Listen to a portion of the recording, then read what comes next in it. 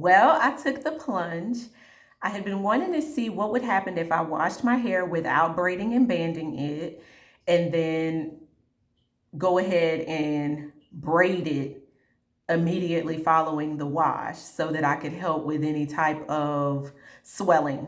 Because I do have very curly hair, my hair will still draw up even after 2 years. So I don't trust myself not to do any form of stretching of the locks, but I have still been dealing off and on with little flakes on my scalp and things, and I'm trying to narrow down what is causing that.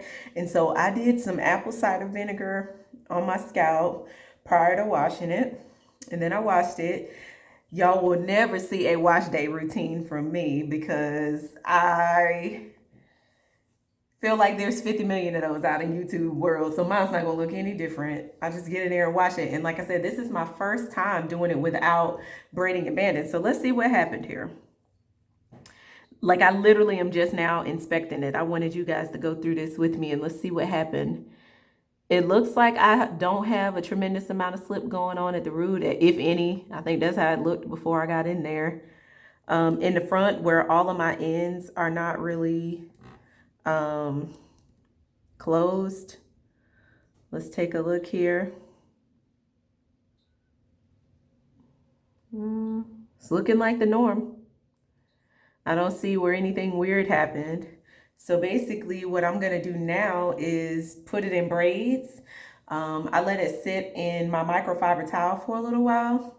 And now I'm just gonna go ahead and put it in some braids. I am not gonna do very small braids.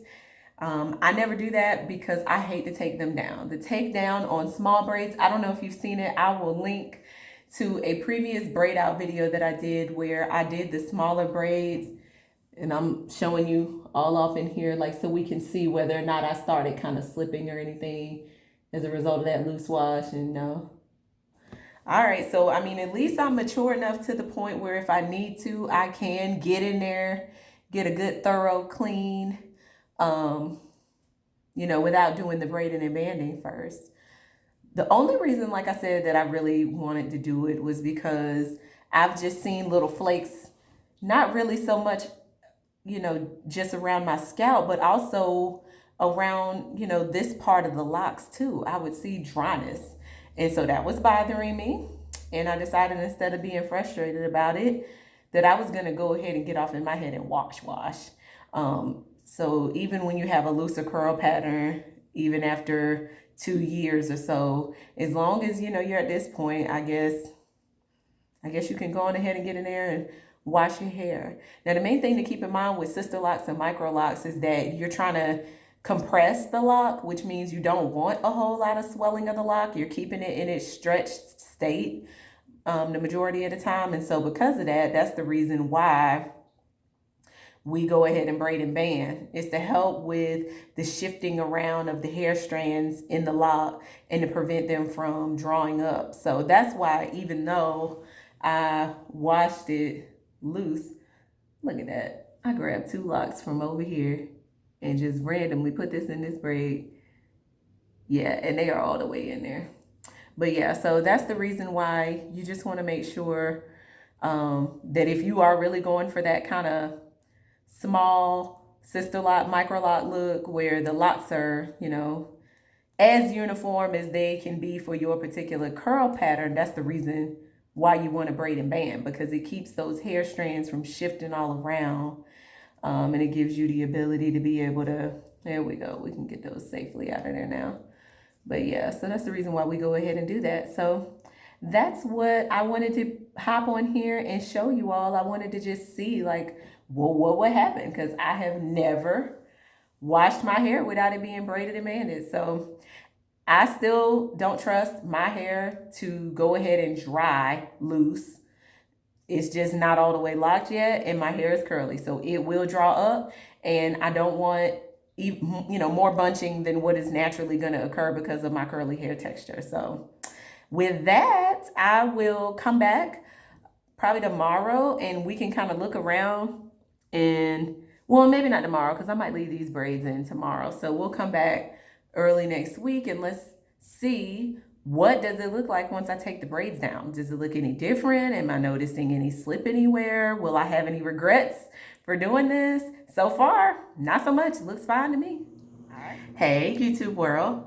Well, it's been 2 days, and so now I'm going to go ahead and take these braids out. And let's see what we're working with here. We're mostly just trying to see, did I have, much more slip as a result of washing my hair with it being completely loose. One thing I will say that was different, my hair felt weird while I was washing it loose. I don't know if that's because for 2 years I've been washing it braided and banded, but it's like the texture of my hair in my hands, it felt mop-like is the only way I can describe it as I was washing it. Like, of course it's not gonna feel like loose hair, but my first set of locks were traditional locks, and so those had a different feel in my hands. Washing these loose just felt like a lot was going on. And I did not section it and kind of wash in sections or anything like that. So, maybe that's part of it, but let's get in here and just kind of see. So you can see where there's some slip here at the root as a result of me washing it loose. My hair has a tendency to do some of that anyway when I wash it. So I don't know how much more it slipped as a result of me washing it loose. But I will say, so you can see there, right? But that's kind of normal for me anyway when I wash my hair. I still have a little bit of slip even 2 years later. But I would say it probably did slip a little bit more because I washed it loose. But the objective for why I washed it loose was because I had all these little dry flakes all throughout my hair, and that's not in there now. So I'm gonna just show you that.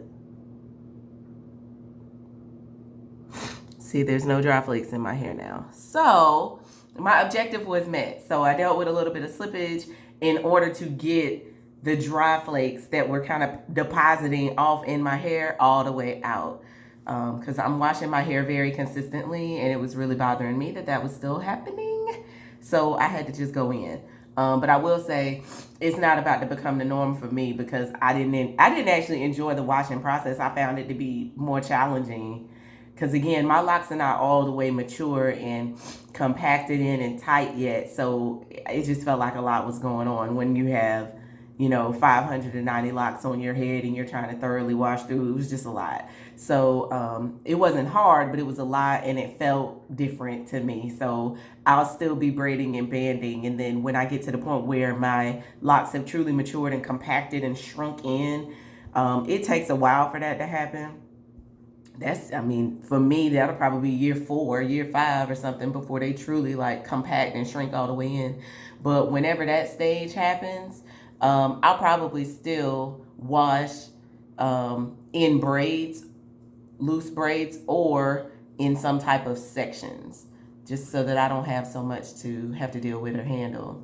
So that's how it went. So if you've been considering it, especially after seeing Takara Ann's video, if you've been out there considering washing your hair loose and then braiding it and seeing what happened, for me, it was helpful in getting all the loose kind of like little flakes that were in my hair out. That was the pro. The con, it was a lot going on with that many locks all over my head and not having them sectioned and just trying to wash it like it was some loose natural hair. I mean, that was challenging. So also I had some increased slip, not too much. I mean, obviously, I hadn't washed anything out, but up here at the root, there's going to be a little more slip, but it was not too much more than what I normally have every time I wash my hair, even when I braid and band. So that'll just be something that I'll correct the next time I go through and retighten. I'll probably have an extra half turn or something as a result. All right. So now I'm just going to go ahead and finish taking these braids out, and we will have a little braid out to work with for the early part of this week.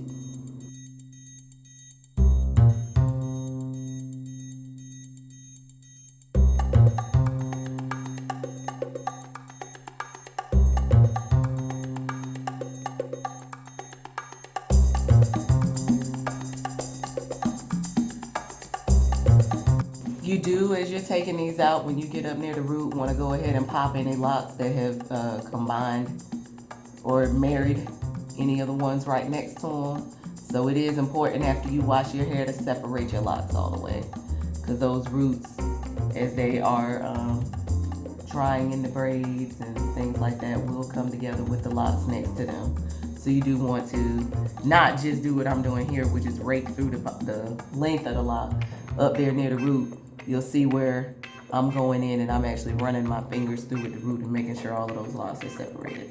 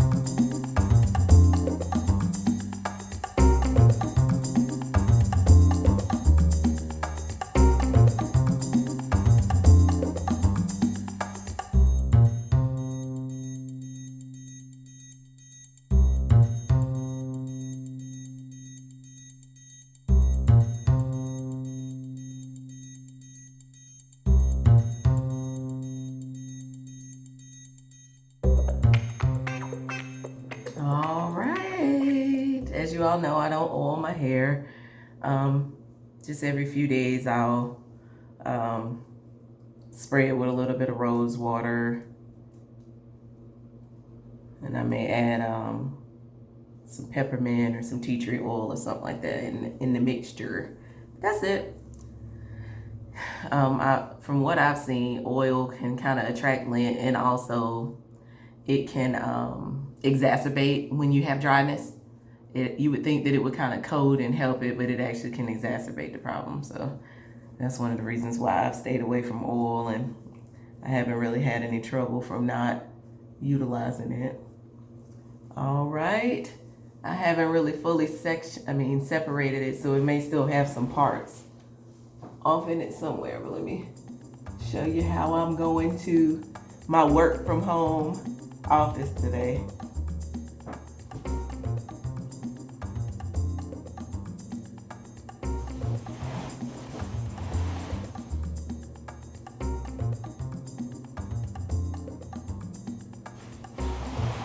All right, I'm praying that you all are staying safe, having a good time, staying out of fear. All right, and enjoying your families. I'll talk to you soon. Bye.